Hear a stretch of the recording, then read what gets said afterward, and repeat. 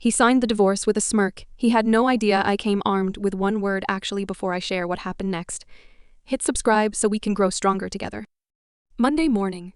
Light slipped through the glass panels like it always did, soft, golden, careless. I was trimming fresh hibiscus stems for the dining table, the petals falling like whispers onto the marble. It was one of the few things I still did for beauty's sake, because nothing else in that penthouse felt like it belonged to the woman I used to be. My fingers were still sticky with sap when I heard the soft thud. I turned. A white envelope lay on the kitchen island. Adrian stood across from me like a stranger in tailored skin. "Divorce papers," he said, his voice cold, businesslike. "You just need to sign. 75 grand. And silence. The hibiscus slipped from my hand. I blinked at him then, at the envelope. "Are you joking?" His mouth curved into the smirk I used to mistake for charm. "I'm cleaning up my life, Naomi. And you're not part of the new version." I didn't respond right away. My eyes landed on the gold pen resting beside the envelope. The same one I had given him for our second anniversary, engraved with "Yours always, Naomi." He once told me he'd use it to sign every important deal of his life. So this is what counted as important now. "Final signing is Friday next week," he added. "Don't be late. Let's not make this messier than it needs to be." I lowered my gaze to the line at the bottom of the page. Signature Naomi Carter. Typed neatly like it was already decided. All that was missing was my ink. I sat down, more out of instinct than will. Myra, the housekeeper, had just placed my tea beside me. She didn't meet my eyes. No one had to say anything. They all knew. I didn't cry. I just sat there, fingers wrapped around the cooling ceramic, as if I could still hold on to something warm. Have you ever loved someone so deeply you believed if you were just good enough, they'd never leave you? I did. And that morning, I learned love, even when it's real, isn't always enough. At least, not for someone who's already rewritten the ending without you. I opened the envelope. Each page was sharp, precise, surgical. Termination of marital agreement. No property disputes. One-time compensation. It was written like I was a transaction. Like everything I had given, built, forgiven, could be summarized in legal font and a payout line. My chest burned. But not from grief. From the insult of being priced. Still, I sat. I considered the pen. The absurd gold glint of it. He wanted me to sign away, not just my name, but my story. My presence. My history in this home. When I finally rose to my feet, I wasn't steady. My legs trembled, my hands cold. But my voice didn't break. "No," I said. "Not today."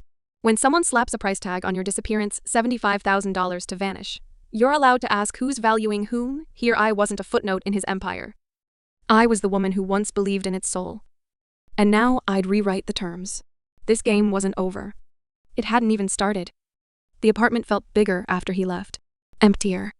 Not in the way you miss someone, but in the way you finally see how long they'd been gone before they walked out. I sat back down, letting the silence spread. Myra lingered at the door. She wanted to ask something, or maybe she didn't. Either way, I gave her a small nod. She left without a word. On the table, the papers stayed open. They looked smug. Final. Like he knew I'd fold. But I wouldn't. Because before he built Coronova, before he had yachts and think tanks and interns who wore Prada, he had me. And back then, he said I was the reason he remembered who he was. I closed my eyes. Let the memory return like a pulse I hadn't felt in years. 6 years ago. New Orleans. A forum called Tech for Equity. I was the last speaker on the second day after lunch, when half the audience had already slipped out. But Adrian had stayed. All the way to the end. After my talk, I walked out to the water table in the hall, nerves still buzzing. He stood beside me, hands in his pockets. "You weren't trying to impress anyone," he said softly. That's why the whole room went quiet. I remember looking at him and thinking, this is someone who listens. That night, we talked for 3 hours over coffee that turned cold. He didn't look at his phone once. He wasn't a billionaire yet. Just a man who believed tech should serve people before profits. He used to come with me to the learning center downtown, where kids spelled out dreams on broken keyboards. I remember him crouching on the concrete to play Mancala with a 6-year-old who didn't know his last name. Where did that man go? The penthouse now was sterile. A showroom. Cold marble silent HVAC walls of glass. I once thought the view would make me feel infinite. But now I just felt displaced. Like a ghost with an access code. I took the hibiscus from the floor and pressed it flat between the divorce pages. I wasn't sure why. Maybe as a reminder. That even in endings, something soft could survive. I whispered, "To no one, you gave up on us too soon." And in return, the city beyond the glass said nothing at all. If this moment struck something in you, don't scroll past it. Some of us are holding stories like this right now. If you've ever had to choose between silence and self-worth, tell us. Speak. Because this time, your voice is part of how we heal. 5 years ago, under the brutal sun of Ghana, I watched Adrian kneel down in the red dust and hand his only bottle of water to a boy helping clear rubble from what would soon become a school. Do you remember what you said that day? I whispered once, months later. Our backs resting against damp pillows in our cheap rented room during monsoon season. He looked up and said softly, "If we can't be kind where kindness costs the most, then our kindness is a lie." We were broke then. Cans of instant noodles lined our shelves like trophies. We typed grant proposals late into the night, our feet up on second-hand chairs, debating the ethics of AI deployment in underserved communities. Adrian would often look at me mid-argument, his voice low and reverent. "You are the moral anchor of my life, Naomi. The reason I haven't drowned in all this ambition." And for a time, I believed him. Then Coronova IPO'd. Overnight, our net worth inflated beyond imagination. Our living room became a glass penthouse. And I, who once shaped strategy, who helped code the very first prototype, became a whisper in the corner of a crowded boardroom. I wasn't consulted anymore. Just CC'd last minute last line as a courtesy. I sat at Gallus with Adrian, but no longer as Naomi co-founder. I was the billionaire's wife. I still remember the night it hit me the hardest. I stood at the edge of a massive conference hall surrounded by spotlights and press. I was asked to smile for a group photo but not to speak. Adrian walked right past me, heading toward a senator. He didn't even glance my way. There's a kind of invisibility that doesn't come from shyness. It comes from being deliberately unseen. I stood in the light, and yet I disappeared. And when you finally understand that your silence is no longer compliance, it becomes a quiet, unwavering rebellion. After that, Helena started her subtle interventions. Suggestions for a new stylist. French lessons. A self-improvement course on executive presence for spouses. I got the message I was never quite enough for her. And then came Vanessa, the new assistant. Tall. Slender. Hair like spun gold. Always with a laptop in hand. Always sitting in rooms I was no longer invited to. My access to Adrian's calendar disappeared. My keycard stopped working at certain floors. One day, sipping morning coffee, I saw them in the news hand in hand at Davos. Smiling. The caption below their photo read "The mysterious woman inspiring Coronova's global strategy." He didn't even bother to hide it anymore. And that, more than the betrayal, was the real wound. Because in his mind, I was no longer worth deceiving. No longer relevant enough to deserve the truth.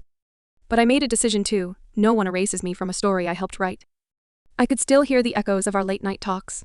How we used to dream of building ethical tech, of changing the world without becoming the very thing we swore to fight. But now, I watched him shake hands with arms dealers masked as philanthropists. And I, who once wrote the company's founding charter, was asked to sign endos for events I wasn't even attending. One afternoon, Helena sent me an invitation to a private club's etiquette seminar. I read it twice, placed it carefully back into its envelope, and burned it in the kitchen sink. Every little gesture, every subtle nudge, was a reminder to belong here. I had to erase who I used to be. Vanessa began accompanying Adrian to every summit. Every interview. Her name started showing up on internal memos, white papers, even policy drafts I used to co-author. At night, I'd lay in our bed alone, while his side remained cold, and a notification pinged Adrian Locke, checked in at Four Seasons Geneva. No call. No explanation. And yet, I stayed. Not because I didn't see the cracks, but because part of me still believed he would remember who we were. But hope has a shelf life. And mine had long expired. I started documenting. Every omission. Every change in power dynamics. Every event where I was made to smile but not speak. And slowly I began to draw the lines of a map. I didn't know I was following a trail from love to power, to something more sinister. Love doesn't always die with a scream. Sometimes it dissolves in the quiet spaces when someone stops asking your opinion and stops noticing your absence. I wasn't just fading from his life. I was being systematically erased. But I've learned something: you don't have to shout to reclaim your story. Sometimes you just have to stay standing long enough for them to realize you never left. It was around that time I started to understand this wasn't just about a marriage ending. It was about a legacy being rewritten without my name. And I wasn't going to let that happen.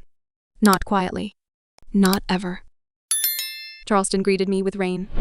Not a storm, not a drizzle, just that soft, indecisive kind of rain that blurs the edges of everything like the world itself wasn't sure whether to cry or move on. The key he left in my hand felt colder than it should have. "You'll find peace there," he had said, "and I promise I won't bother you anymore." His words rang hollow, not because they were lies, but because they were a kind of truth that sounded like abandonment. The old house stood quiet among wilting magnolias, their petals browned at the edges. Leaves littered the front steps, forming a carpet of gold and rust. I stood there for a moment, listening to the rain whisper against the porch roof, unsure whether I was walking into a memory or a goodbye. The air inside smelled like dust and linen. The curtains were still the ones I had chosen, soft flax, barely filtering the light. Everything else was covered in thin layers of time. I walked slowly, my heels clicking across the hardwood floors, like I didn't belong, like I was trespassing on someone else's life. But no, this was our life once. In the kitchen, I stopped. The wall above the counter still bore the faint marker lines from the night Adrian had drawn out his wild idea for Reschool 2030. We had no budget then, just stubborn hope and leftover takeout containers. He had stood shirtless, grinning like a teenager, scribbling arrows and circles, while I sat on the counter and watched the future come to life. I touched the wall, now cold, still slightly stained, and I felt nothing move in him anymore. But something stirred in me. The library room still had the shelf I built myself, the one where we stacked children's books to donate later. The rug in the center was slightly askew. I knelt, tugged at a corner, and found it a floorboard with a recessed handle. My fingers hesitated, then pulled. A small safe. Rusted. Forgotten. His idea of poetic closure I punched in our wedding date. Click. Inside sat a single folder. Its edges curled, spine-worn pages yellowed at the edges. Foreign contracts. Legal jargon. Logos I didn't recognize until I did. A company in Malta. Transactions labeled as Advanced Consulting for Strategic Civic Gov Alliances. But the project codes, they matched something I once flagged in our community fund database contracts that vanished without explanation. And then 2 signatures. One was Adrian's, the other Vanessa Hale. I felt the room spin just a little. Not because of betrayal, I was already familiar with that flavor. But because this wasn't just about love anymore. It smelled like crime. I sat on the floor, back against the wall, folder in hand. I called Gloria Martinez, the forensic accountant who once helped me uncover a charity embezzlement scandal. 4 years ago, she called me dangerous in silk. I hadn't worn silk in months. "I don't know what I'm holding," I told her. "But if I'm right, this isn't a divorce. It's a cover-up." There was a time I believed secrets lived in firewalls and locked offices behind passwords and clearance levels. But sometimes the truth waits quietly in an old house, in a safe someone assumes you'll never open again. If you've ever stumbled upon a forgotten version of your life and found justice buried where love used to sleep, then you know. The past doesn't whisper. It waits. Gloria was quiet for 2 days. Then she called. Double-layer contracts. One for governments, one for private partners. Same project IDs, but the numbers, Naomi, they're off by millions. My phone lit up with missed calls, board members, press acquaintances who just wanted to check in. I let them go to voicemail. I stopped showing up. At anything. No galas. No fundraisers. No TED Talk panels on tech and equity. Just grocery stores, hoodies, and cheap mascara that ran too easily. A photo of me holding carrots went viral. I looked like someone who had lost more than love. Someone who had lost her script. The tabloids devoured it. From boardroom to breakdown, Black woman billionaire husband signed the divorce, now seen alone, shopping in silence. In private circles, I heard whispers. Naomi Carter cracked under pressure. She wasn't strong enough for elite life. They thought I had broken. But I hadn't. I was bending. Bending over spreadsheets, bending under the weight of silence, bending just enough to reach the truth beneath the noise. And when I rose again, it wouldn't be to reclaim spotlights. It would be to strike. Gloria sent 3 more files.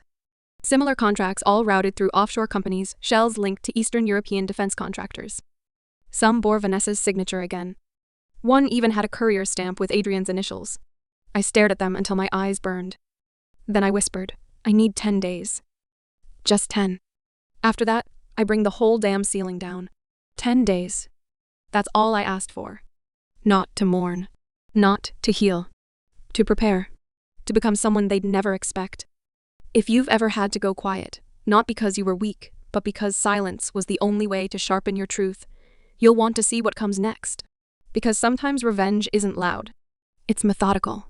Surgical. and it begins with a whisper in a house you were never supposed to return to. If you're still here, hit that like and subscribe because this story, it's only just getting started. They erased me without a sound.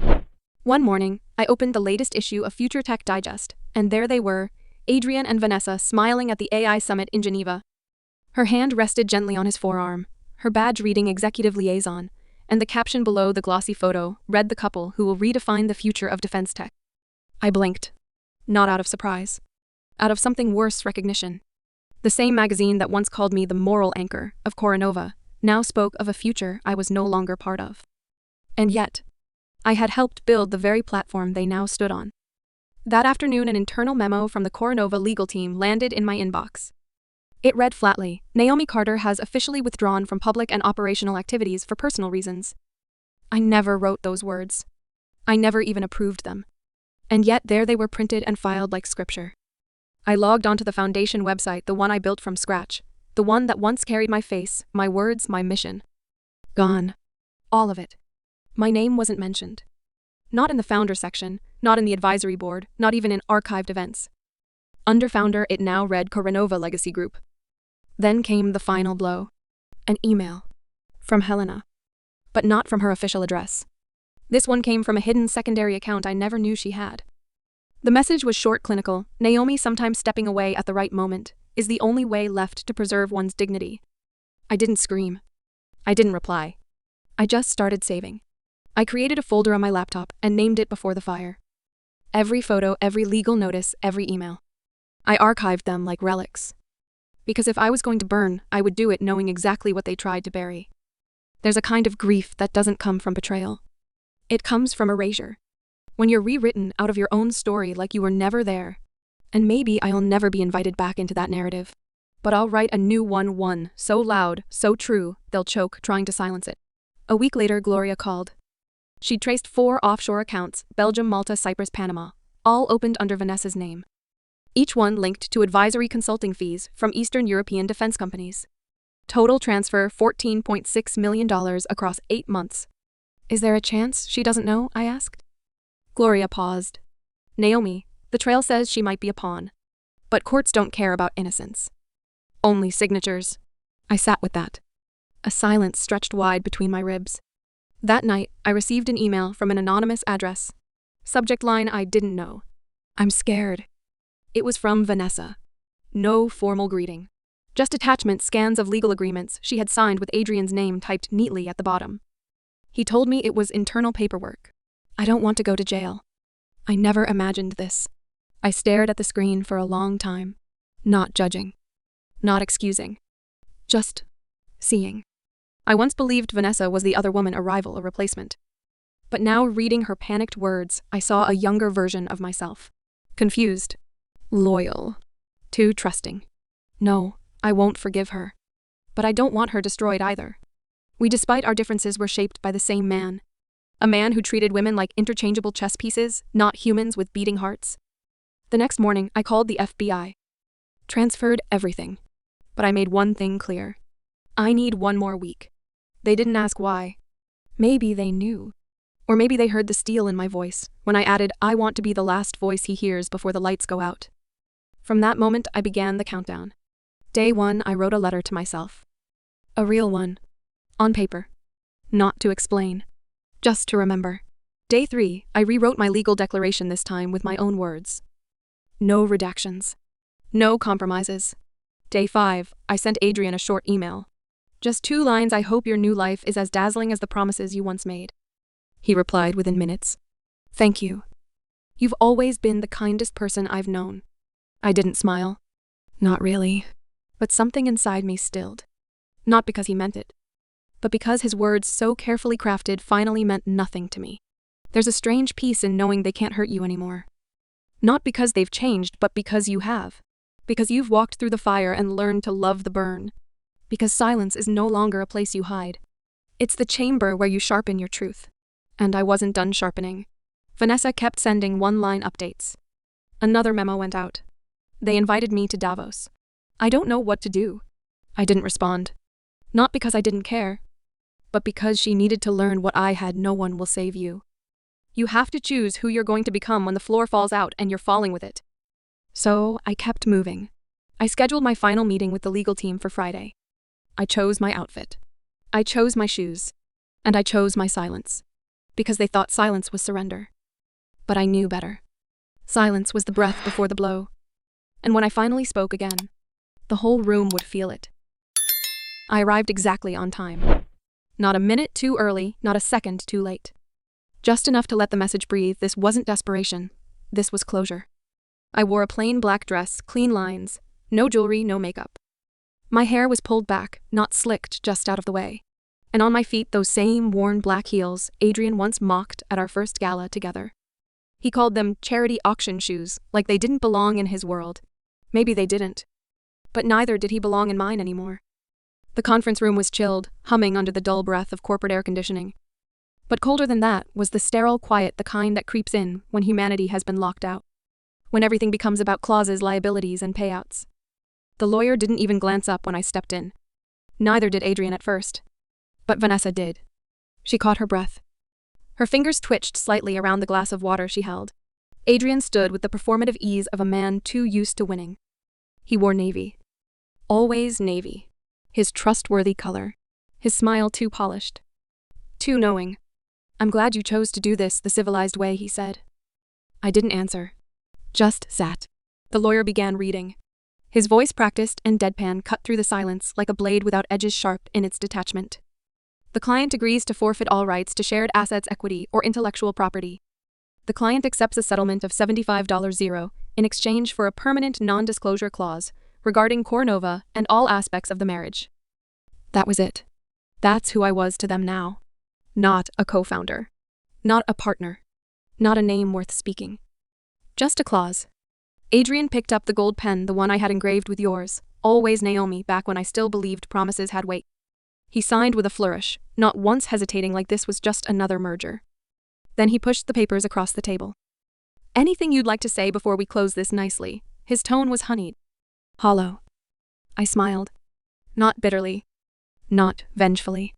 It was the kind of smile forged in the furnace of months of silence. The smile of someone who didn't need to burn bridges, because she already knew how to build her own. Actually, I reached into my bag and placed a thick folder on the table. The edges were neatly aligned. Each page was tabbed, time-stamped, and annotated. The first page bore a clean diagram, a network of illicit financial flows, branching from Coronova to a series of shell entities in offshore jurisdictions. Beneath that, altered contracts. Discrepant invoices. Screenshots of encrypted email chains. Transcripts from phone recordings. Adrian's smile vanished like a mask torn mid-performance. Vanessa's hand froze mid-air. Her knuckles pale. The lawyer cleared his throat, but said nothing. "I suggest you read it thoroughly," I said. "Before the FBI arrives. You have 6 minutes. Some people think silence is surrender. But silence is where you learn to sharpen the blade they never thought you'd wield." He thought I broke. But no one asked what I was building while I disappeared. And when I finally said, actually, it wasn't a whisper. It was a reckoning. Adrian's jaw tightened. He stared at the folder like it might explode. "You're ruining me," he hissed. I tilted my head. Calm. "No. You ruined yourself. I'm just holding up the mirror." Vanessa's voice cracked. "Naomi, I didn't know. I swear. I thought it was just standard procedure. Adrian told me it was internal restructuring. I didn't want this." I turned to her. My voice didn't rise. "I believe you. But belief isn't the metric the law uses. It looks at what you signed." The lawyer beside Adrian reached forward, flipping through the pages with trembling fingers. He paused when he hit the section labeled Falsified Reporting Department of Defense Contracts. Then looked at Adrian. Then at me. One of the assistants quietly left the room. I didn't come here to humiliate anyone. I came to finish what was started with truth. You see, some women stay silent because they think they're too small to matter. I used to be one of them. But today, I am not here for revenge. I'm here to reclaim the final word in my own story. The door creaked open precisely on time. 2 federal agents stepped in. No chaos. No shouting. Just presence. Controlled, quiet power. One of them, Agent Kim, nodded at me like we'd rehearsed this a dozen times. He turned to Adrian. "Mr. Locke, please stand up." Adrian didn't move. His knuckles pressed white against the edge of the table. For a moment, I saw something I hadn't seen on his face in years. Fear. Not the dramatic kind. Not theatrical. The quiet kind. The kind that knows it's cornered and it was never as invincible as it claimed to be. The agent reached for the cuffs. Adrian rose. Vanessa covered her mouth with both hands. Her lipstick now smudged across one palm. Click. The metallic ring of finality.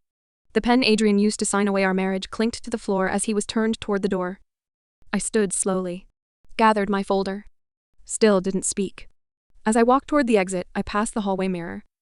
And just briefly, I caught a glimpse of him reflected behind me. His eyes met mine. Not with anger. Not with arrogance. But with something that hadn't touched his features in a long, long time. Respect. Too late. But real. Let me ask you something. Have you ever watched someone finally see you not as what they tried to erase, but as what they could never contain? That moment is not about victory. It's about release. And as I walked out of that room, I didn't feel triumphant. I felt whole. And if you've made it this far, maybe you know what that means. Maybe you've been there too. So tell me, what would your actually look like? 9 months later, I stood in front of a narrow brick building in Brooklyn, the one with rusted fire escapes and a crooked mailbox that still bore the faded initials N.C. This was where it had all begun, the grant proposal I'd typed on a second-hand laptop, with a broken spacebar, the dreams scribbled in coffee-stained notebooks, under flickering ceiling lights. Today, it was no longer just a memory. It was the new home of Renova Impact. Adrian had been sentenced to 14 years in federal prison. 9 criminal counts, financial fraud, wire fraud, defense contract violations. When the sentence was read, he stood stiff, expressionless. No appeal. No press statement. His lawyer said he had no further comment. And for once, silence was the most accurate thing he'd ever offered. Vanessa, because of her cooperation and the evidence I provided, received a suspended sentence. 10 years barred from working in finance. At her hearing, she didn't cry. She didn't beg. She just said, I chose wrong. And I'll live with that. As for Helena, the queen of optics, she was quietly removed from 3 corporate boards after a federal probe found conflict of interest in multiple defense deals. Her final statement in the press, I've decided to focus on my family. How perfectly scripted. How perfectly hollow. And me, I reclaimed 61% of the company's clean assets. The ones built before the rot, before the corruption bled through the foundation. I changed the name. Renova was dead. In its place, Renova Impact, Rebirth and Intention. I canceled the penthouse lease. The marble floors, the gold fixtures, the illusion of control, it all meant nothing now. I moved everything back to Brooklyn, into the tiny office above a laundromat, where the hum of dryers underscored every email I sent. The desk wobbled. The chairs didn't match. But when I walked in that morning and saw the old photograph of my mother propped by the window, I knew I was exactly where I needed to be. From that cramped space, we relaunched everything they had tried to kill. The STEM program for Black girls in underserved schools. The Code for Change summer camp for undocumented youth. The Naomi Carter Legacy Fund for those who had been told their dreams were invalid before they ever had the chance to speak them out loud. And for every door they had tried to shut, I opened another. I didn't become the ex-wife of a disgraced billionaire. I became the woman who stood back up, not to glow, not to gloat, but to guard what mattered. Because justice isn't just an arrest or a headline. It's the quiet decision you make every day to not look away. And if you've ever been pushed out of the very world you helped build, hear me, you can return. On your terms. In your time. I didn't remarry. Not because I didn't believe in love, but because I was already pouring everything I had into a legacy love would have been proud of. I rewrote my will. 70% of my Renova shares would upon my passing be distributed to women of color leaders in tech and ethical entrepreneurship, especially those who had once been told, you don't fit our culture. I found them, mentored them, welcomed them, and not as charity, but as justice long delayed. I also sent out emails to people who'd once been dismissed with HR speak, like not aligned with future direction. I invited them back. No formal apology. Just 4 words, let's begin again. Some returned with tears in their eyes. Others with guarded hearts. But when they saw the mission statement etched onto the front wall, build, break, rebuild, repeat, they knew this time was different. One afternoon, a letter arrived. Handwritten. 4 pages. It was from Vanessa. She didn't ask for forgiveness. Didn't try to explain. She wrote about the years she spent feeling small, the pressure to rise in rooms filled with sharp smiles and quiet threats. She described the night she signed her first Renova contract and cried alone in a restroom stall. The final line read, I'm not afraid anymore. That was all. And that was enough. Weeks later, I checked the Renova inbox. Buried between grant requests and newsletters was a short message from a girl in Atlanta. Hi, Ms. Naomi, I'm 12. I want to study tech, but they say girls can't do it. After watching your story, I think maybe they're wrong. I sat with that email for a long time. Just stared at the blinking cursor, my throat tight. That girl didn't just see me. She saw herself. I was once erased from the world I helped shape without warning, without explanation. But I didn't just return. I built a world where no one has to ask permission to exist. So if anyone ever asks me, what did you do when everything fell apart, I won't rant. I won't rage. I'll smile softly like a woman who's finally come home. And I'll say the one word that changed everything, actually. I didn't fight back with fury. I didn't scream. I simply said actually, and let the truth do the rest. Because sometimes healing doesn't look like revenge. It looks like rebuilding what they tried to erase. And becoming someone they never saw coming. If this story spoke to something inside you, something you've buried, survived, or risen from, then maybe it was meant to find you. Have you ever been dismissed too soon? Have you ever wanted the final word in your own story? Let's talk about it. Your silence deserves to end somewhere safe. If this meant something to you like this video, subscribe to the channel and meet me again in the next story. Until then, stay loud, stay grounded. And never forget what one word can change.